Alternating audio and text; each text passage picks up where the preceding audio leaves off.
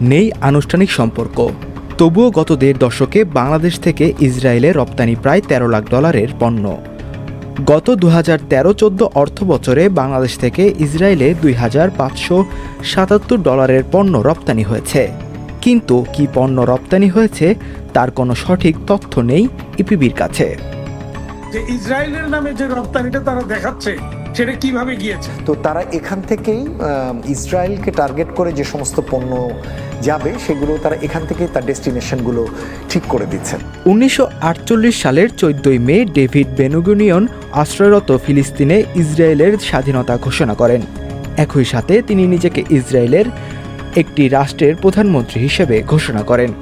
অথচ ওই দিন ওই রাষ্ট্রের কোনো সীমানা ছিল না, ছিল না কোনো পূর্ণাঙ্গ সরকার, ছিল না কোনো ভূখণ্ড, ছিল না কোনো সুনির্দিষ্ট জনগোষ্ঠী। অথচ ১৫ই মে তৎকালীন সোভিয়েত ইউনিয়ন পররাষ্ট্রমন্ত্রী আন্দ্রে গ্রামিকোর উদ্যোগের ফলে আমেরিকা, ইংল্যান্ড এবং সোভিয়েত ইউনিয়নের সহ ৩৩টি দেশ ইসরায়েলের স্বাধীনতা ঘোষণাকে স্বীকৃতি দেয়। স্বীকৃতি পাওয়ার পর পশ্চিম জেরুজালেম দখল করে নেয়। এরপর থেকে বছরের পর বছর ফিলিস্তিন নাগরিকের ওপর পরপর গণহত্যা চালিয়ে আসছে ইসরায়েল। বাংলাদেশে ইসরায়েলকে এখনও স্বীকৃতি দেননি, তবে এরপরও কয়েক বছর ধরেই এই দেশ থেকে ইসরায়েলের পণ্য রপ্তানি হচ্ছে। ইপিবির কর্মকর্তা বলেছেন, এ দেশ থেকে ইসরায়েলের দুভাবে পণ্য রপ্তানি করতে পারে।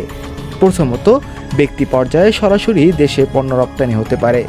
দ্বিতীয়ত, একটি দেশে রপ্তানির অংশ হিসেবে অন্য আরেকটি দেশে ওই পণ্য পাঠানোর শর্ত দেওয়ার মাধ্যমে রপ্তানি হয়ে থাকে। হাসিবুল ইসলাম বাপ্পি, দৈনিক আগামী কণ্ঠ, নিউজ ডেস্ক।